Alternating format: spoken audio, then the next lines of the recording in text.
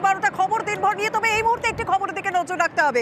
এই রাজ্যে লোকসভা ভোটের আগে একের পর এক সভা করছেন নরেন্দ্র মোদী, কিন্তু তার মধ্যে যেন বিজেপির অস্বস্তি কাটছে না। কারণ জঙ্গলমহলের বিজেপি সাংসদ কুনাল হেমব্রম তিনি কিন্তু বিজেপি ছাড়লেন। তিনি কেন ছাড়লেন, কি বিস্তারিত জানা যাচ্ছে, আমাদের প্রতিনিধি রাজু সিং আমাদের সঙ্গে রয়েছেন। রাজু সিং, হঠাৎ করে কুনাল হেমব্রম কেন দল ছাড়লেন?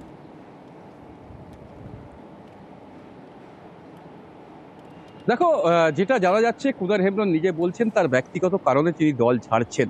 মূলত এই বিষয় নিয়ে তিনি যে ইস্তফা দিয়েছেন, তিনি তার জেলার নেতৃত্বের কাছে সেই ইস্তফা ইতিমধ্যে পাঠিয়েছেন। সেক্ষেত্রে কুনাল হেমব্রমের বক্তব্য তার রাজনীতি মহল থেকে সরে আসার কারণ তার নিজস্ব ব্যক্তিগত।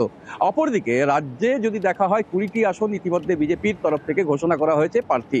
সেই প্রার্থীর তালিকায় যেমন ঝাড়গ্রাম নেই, পশ্চিম মেদিনীপুর নেই। সেক্ষেত্রে বিজেপির যে অন্দরে সেখানে একটি আলোচনা রয়েছে এবং তাতে কুনাল হেমব্রমকে টিকিট দেওয়া হবে না এমন একটা আলোচনা রয়েছে। আর কুনাল হেমব্রমকে টিকিট না দেওয়ার কারণেই হয়তো কুনাল হেমব্রম দল ছাড়ছে এমনটাও আলোচনা রয়েছে।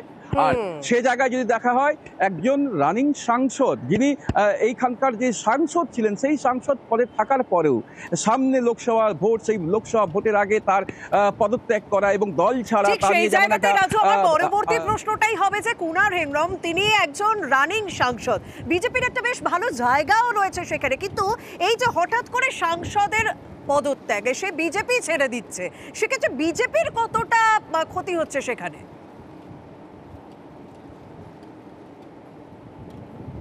দেখো, ইতিমধ্যে রাজ্য রাজনীতিতে যদি দেখা হয় সেই জায়গায় অভিজিৎ গঙ্গোপাধ্যায় একজন হাইকোর্টের যিনি বিচারপতি ছিলেন, তারপরে তাপস রায় তৃণমূল থেকে বিজেপিতে গেছেন, যেখানে বড় বড় মাপের মানুষগুলো যোগদান করছে বিজেপিতে।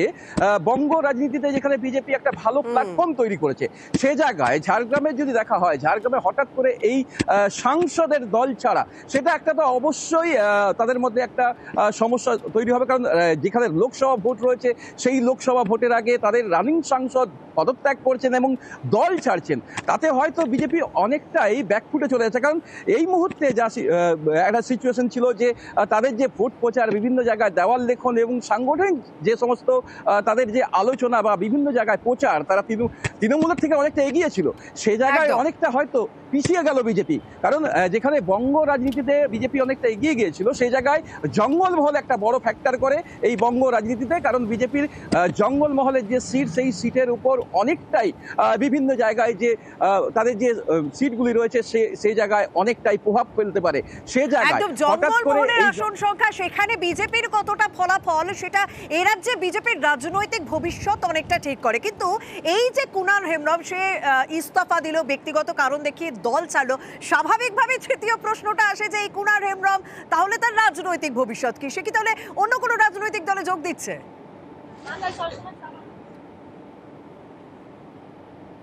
দেখো, কিছুদিন আগে থেকেই কুনাল হেমব্রম দল থেকে আস্তে আস্তে সরতে শুরু করেছিল।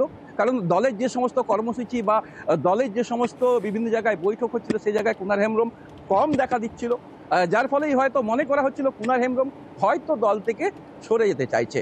সেক্ষেত্রে সে কি তৃণমূলে যাচ্ছে তা নিয়ে যেমন একটা জল্পনা রয়েছে। কুনাল হেমব্রমের সাথে আমরা কথা বলেছিলাম, তিনি বলেছেন যে আমি এখন কোনো রাজনৈতিক দলের সাথে যাচ্ছি না। সেক্ষেত্রে তৃণমূলের যে এই মুহূর্তে রাজ্যের মুখ্যমন্ত্রী মমতা বন্দ্যোপাধ্যায় যখন ঝাড়গ্রামে এসেছিলেন, সেখানে একাধিক প্রকল্প উদ্বোধন করেছেন এবং একাধিক প্রকল্প জঙ্গলমহলের মানুষকে দিয়েছেন। সে জায়গায় ভোট ব্যাংকে অনেকটাই প্রভাব ফেলেছে। কারণ যে সমস্ত সুযোগ সুবিধাগুলো এই জঙ্গলমহলের মানুষকে দেওয়া হচ্ছে, তাতে তৃণমূলের ভোট ব্যাংকে অনেকটাই প্রভাব ফেলে দিয়েছে এবং তৃণমূলের যে ভোট ব্যাংক তা অনেকটাই শক্ত হয়েছে। কারণ যে জায়গায় যদি দেখা হয় এর আগে যে পরিস্থিতি ছিল, তাতে হয়তো 60% ভোট বিজেপির ঝুলিতে ছিল। সেক্ষেত্রে এই সাংসদের পদত্যাগ এবং দল ছাড়া এবং মুখ্যমন্ত্রীর জনসভা করা এবং সেখান থেকে একাধিক কর্মসূচি, একাধিক প্রকল্প তিনি শিলান্যাস করেছেন, উদ্বোধন করেছেন, সে জায়গায় অনেকটাই হয়তো রাজনীতি মহলে প্রভাব ফেলছে।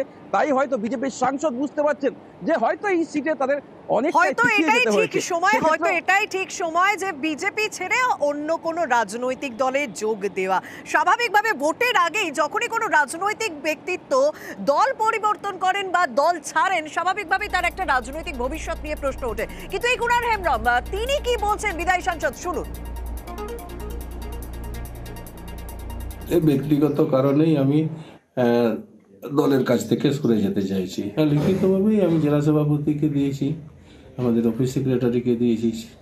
কুনার হেমব্রম সরে গেলে যে দলের ক্ষতি হবে বা কাজ আটকে যাবে সেরকম তো নয়। ভারতীয় জনতা পার্টি সর্বভারতীয় পার্টি। আপনি কি কোনো অন্য দলে যাওয়ার চিন্তা ভাবনা করেছেন? না, আমার সেই চিন্তা ভাবনা নেই। এক্ষেত্রে বিজেপির রাজ্য সভাপতি সুকান্ত মজুমদার তার বক্তব্য তো অবশ্যই শুনতে হবে, শুনুন। উনি চিঠি দিয়ে জানিয়েছে উনি শারীরিক কাজের জন্য পার্টির কাছ থেকে অব্যাহতি চেয়েছেন। তো ওনার শারীরিক অবস্থা বেশ কিছুদিন ধরে খারাপ চলছিল। উনি লোকসভাতেও অতটা সময় দিতে পারছিলেন না, মাঝে মাঝে থাকছিলেন না, একটু শারীরিকভাবে অসুস্থ হয়েছিলেন মাঝে। বাদবাকি কি কারণ আমাদের জানেন, উনি জানিয়েছেন ব্যক্তিগত কারণে পারছেন না। আমরা ওনার বাড়িতে আমাদের জেলা সভাপতি আজকে যাবেন, গিয়ে কথা বলবেন, কি পরিস্থিতি আছে আমরা জানবো। সুকান্ত মজুমদার তিনিও সেই কথাই বলছেন যে বেশ কয়েকদিন ধরে শারীরিক অসুস্থতার কারণে সে বিজেপির সঙ্গে সেরকম ছিল না, একটু দূরত্ব ছিল। সেক্ষেত্রে তৃণমূল কংগ্রেসের মুখপাত্র শান্তনু সেন তিনি কি বলছেন? বিজেপির যে মুসল পর্ব বাংলায় শুরু হয়েছে সেটা সবাই বুঝতে পারছে। আমরা দীর্ঘদিন ধরেই দেখছি রাজ্য সভাপতির ছবির ওপর লাথি মারছে তার ক্যাডাররা। আমরা দেখছি বিজেপির সাংসদ রাজ্য সভাপতিকে অযোগ্য বলছে। শুভেন্দু অধিকারী সুকান্ত মজুমদারের অম্লমধুর সম্পর্ক। তার উপরে যে মানুষের রায় নির্বাচিত হয়ে দিল্লিতে গিয়ে বাংলার মানুষের টাকায় আটকে দেওয়ার যে চক্রান্ত বিজেপি করছে, এটা যারা মেনে নিতে পারছে না এবং যারা বাংলার প্রকৃত উন্নয়ন চায় তারা বিজেপির সংসদ ত্যাগ করবে।